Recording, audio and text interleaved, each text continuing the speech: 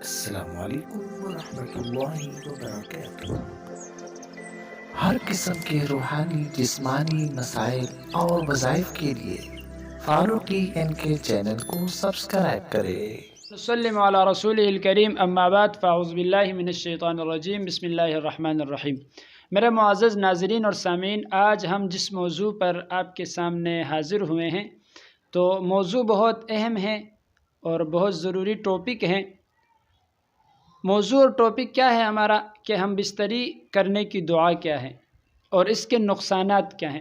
بہت سارے ساتھی کہتے ہیں کہ اولاد نافرمان ہیں اور اولاد جو ہے پیدائش کے بعد جسم کے کسی حصے میں جو ہے کمی ہے یا گونگے ہیں وغیرہ وغیرہ، مختلف قسم کے سوالات آتے ہیں سامنے۔ تو اس کی مین وجہ کیا ہے؟ اس کی مین وجہ یہ ہے کہ آج کل معاشرے کے اندر جو شادی شدہ مرد اور خواتین حضرات ہیں تو ہم بستری تو کرتے ہیں، لیکن ہم بستری کی دعا کسی کو یاد نہیں، اور اگر کسی کو یاد ہے تو پھر بھی سستی اور کاہلی کی وجہ سے ہم اس کی طرف رجوع اور دھیان نہیں دیتے۔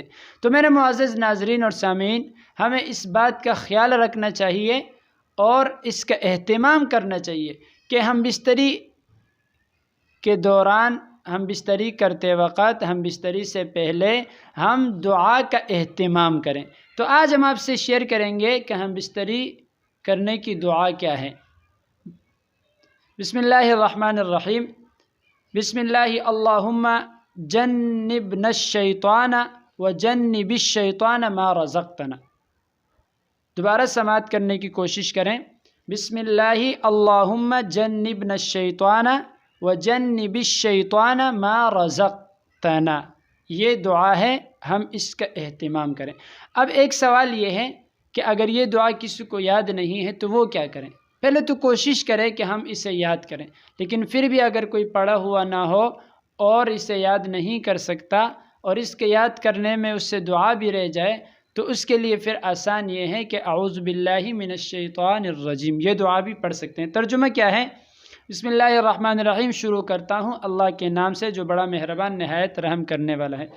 اے اللہ، تو ہم کو شیطان کی شر سے بچا اور دور کر شیطان کو اس چیز سے جو تم نے ہم کو عنایت فرمائی۔ تو اس دعا کو لازم پڑھ لیں، اس دعا کو لازم پڑھیں اور اس دعا کا اہتمام کریں تو اللہ تبارک و تعالی عمل کرنے کی توفیق عطا فرمائے۔ اور جب ہم اس کا اہتمام کریں گے تو شیطان ہمارے ساتھ مداخلت نہیں کرے گا اور شیطان ہمارے ساتھ شریک نہیں ہوگا، تو اللہ تبارک و تعالی نیک و صالح اور فرمانبردار اولاد بھی عطا فرمائیں گے۔ وآخر دعوانا ان الحمد للہ رب العالمین۔